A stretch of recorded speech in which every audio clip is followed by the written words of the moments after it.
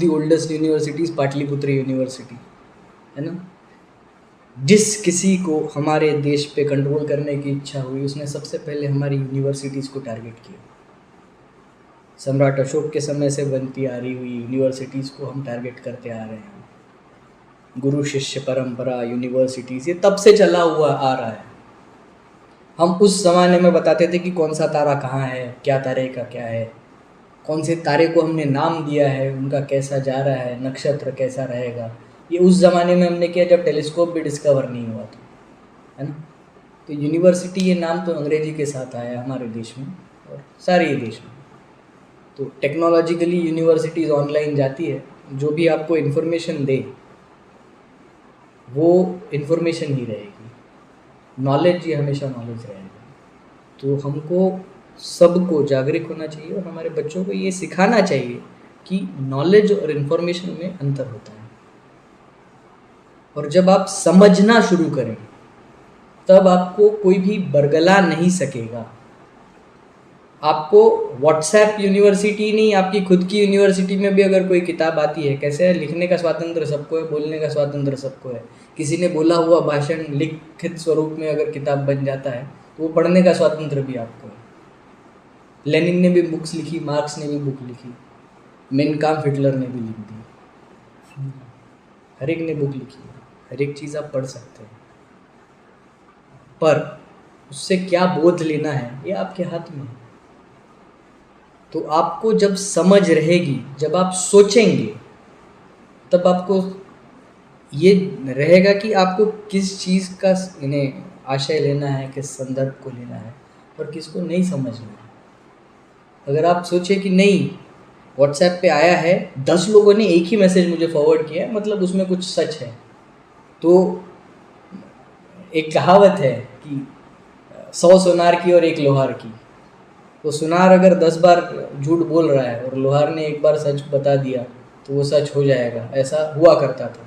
पर अब हमारे देश में वो सोच नहीं बची, क्योंकि सोचने वाले लोग ही नहीं बचे हैं, सब भेड़ चाल चलने की कोशिश करते हैं। तो आपको व्हाट्सएप को यूनिवर्सिटी बोलिए या मत बोलिए, पर सोशल मीडिया ये आज की तारीख में बहुत बड़ी ताकत है। उस ताकत को जब तक आप समझ नहीं सकेंगे, आप उसको जब तक रेगुलेट नहीं कर सकेंगे, जैसे OTT पे अभी रिसेंटली केस हुआ, तो OTT पे उन्होंने रेगुलेट किया कि भैया नहीं, रेगुलेटरी उस पर काउंसिल होनी चाहिए, उस पर क्या दिख रहा है क्या नहीं दिख रहा है, कैसा देखा जाना चाहिए, वो चीज़ें मॉनिटर होनी चाहिए। तो वो मॉनिटर ही नहीं हो रही थी। वही हमारे देश में अभी वो इलेक्ट्रिक व्हीकल्स आ रही हैं, तो इलेक्ट्रिक व्हीकल्स पे इंश्योरेंस लगना चाहिए कि नहीं लगना चाहिए, इसका भी डिबेट छिड़ा हुआ है। तो हर चीज़ जो नई आएगी उस पर कुछ ना कुछ अलग रहेगा। तो कोई भी प्रचार प्रसार माध्यम जो है तो उसका पॉजिटिव और नेगेटिव दोनों चीज़ें रहेगी। जैसे व्हाट्सएप आया तो आप किसी से भी कुछ भी चीज़ कम्युनिकेट कर सकते हैं, आप अपने विचार रख सकते हैं। वो विचार सही है, गलत है, अच्छे हैं, बुरे हैं, ये परख आप में होनी चाहिए और वो परख पैदा करने का काम हमने करना चाहिए। हमने ये काम कतई नहीं करना चाहिए कि भैया उसने वैसा फॉरवर्ड किया, वो गलत है, ये सही है।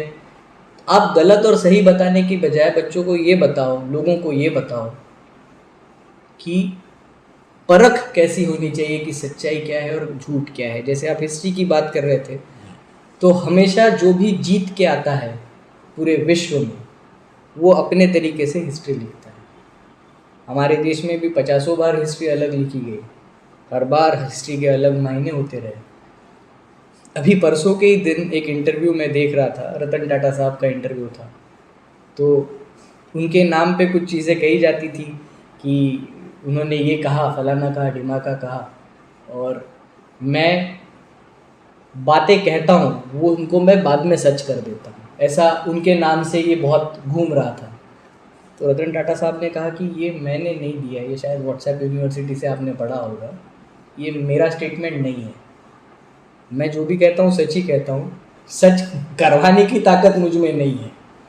वो तो गांधी जी में भी नहीं थी, क्योंकि वो सच्चाई के तौर पे जब वकालत करते थे तो काफ़ी केसेस हारे भी हैं, क्योंकि वो कोर्ट के सामने जाके सच बोल देते थे कि भैया यही है, ये गलत है, मेरे क्लाइंट को मैंने बताया, उसको समझ नहीं रहा है। इन्हें ऐसे करके उन्होंने केसेस भी हरवाई हैं, ऐसे उनके खुद उन्होंने बायोग्राफी में लिख रखा है। तो हम उस देश में रह रहे हैं कि जहाँ आपको समझ होनी चाहिए, ज़रूरी है वो, क्योंकि आप रतन टाटा जैसे इंसान को भी इन्हें बड़े प्लेटफॉर्म पे बुला के अगर ऐसा सवाल पूछे कि भैया ये आपने कैसा कहा, आप पहले ये तो छानबीन कर लीजिए वो आदमी ने सही में कहा है कि नहीं कहा है, या सिर्फ व्हाट्सएप यूनिवर्सिटीज़ और फॉरवर्ड्स के लेके या फेसबुक पे फॉरवर्ड्स को लेके आप ये सब चीज़ें लेंगे, या ट्विटर की जानकारी लेके आप करेंगे। आप रिसर्च करिए, थोड़ा सा पढ़िए, समझ रखिए, समझ सबसे ज़रूरी है। बाकी ये तो सब आता जाता रहेगा, कोई यूनिवर्सिटी आज टॉप पे है वो बाद में नीचे आएगी, फिर कोई दूसरी यूनिवर्सिटी ऊपर आ जाएगी। गांधी जी की फ़ोटो आपके ऑफिस में लगी है, बिल्कुल। तो ये क्वेश्चन ज़रूर आपसे पूछा जाना चाहिए। आज के दौर में हम देख रहे हैं सर, खासकर सोशल मीडिया की ही बात करूँगा मैं, जैसे ही मैं अगर से गांधी जी का कोई फ़ोटो अपलोड कर दूँ, जी, उनकी तारीफ़ कर दूँ, तो नीचे कमेंट में जब मैं देखता हूँ तो गोड़ से जिंदाबाद के नारे लगाए जाते हैं, गांधी जी को गालियाँ दी जाती हैं। ठीक और है। नेहरू जी पे कमेंट तो हमारे देश के प्रधानमंत्री ही कर रहे हैं, उनके ही कई ट्वीटर भी आए थे। हम्म, तो क्या है, क्या बात है आखिर कि गोड़ से जिंदाबाद के जो लोग हैं वो बढ़ते जा रहे हैं तेजी से, गांधी जी के खिलाफ में नफरतें बढ़ाई जा रही हैं। कैसे है कि बाप हमेशा बाप रहेगा, और मैंने शुरुआत में भी कहा कि हम पितृहंता देश से हैं, कि जो देश पैदा होते ही अपने बाप को ख़त्म कर दिया, हम वो देश से आते हैं, हम भारत से आते हैं। तो मेरे ऑफिस में गांधी जी की प्रतिमा इसलिए है क्योंकि मैं बचपन से एक चीज़ को मानता हूँ कि वो है सच्चाई। अगर आप सच्चे मन से कोई काम सच्चाई से करें तो आप जो भी कुछ करें आप सुकून की नींद सोएंगे। तो कोई भी बड़ा आदमी अगर किसी को कुछ कह रहा है, कुछ सही है कुछ गलत है, वो उस बड़े आदमी के लिए है।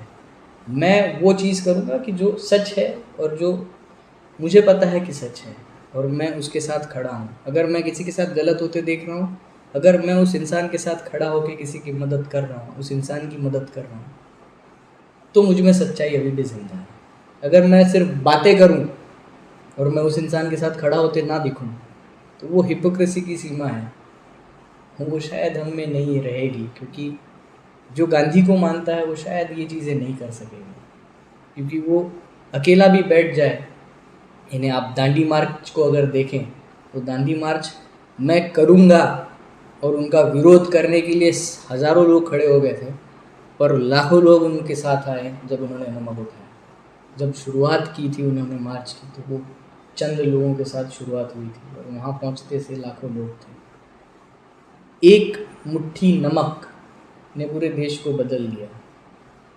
तो आप उनको मुर्दाबाद बोल लीजिए, कुछ भी बोल लीजिए, बाप को गाली दे ही सकते हैं आप, क्योंकि उस बाप ने ही हमको संविधान लिखवाया और अपने आप को देने लगा है। उसी बाप ने दिलवाया कि आप बोलो, गलत बोलो, कुछ भी बोलो, बोलो, आपकी आवाज़ बने हो। तो आप उनको भले ही गाली दे लो, आप किसी को भी जिंदाबाद बोल लो, पर हमारे देश की भावना थी, राम राम बोलता था आदमी, वो विनम्रता लगती थी, वो दिखती थी। हमारे गांधी जी भी जब गोली खाएं तो वो गाली दे सकते थे। ऐसा तो नहीं है कि उस इंसान को गाली ही नहीं आती हो, गाली दे सकते थे कि मुझे गोली क्यों मार दी, गाली दे सकते थे। पर उन्होंने क्या कहा, हे राम। हमारे देश की भावना थी, हमारे देश की भावना आज भी वही है। अगर हम उस भावना को भूल जाएं, अगर हम गाली गलौज पे उतर आए, हम मुर्दाबाद जिंदाबाद में फंस जाएं, तो हमारे देश का कुछ नहीं हो सकता।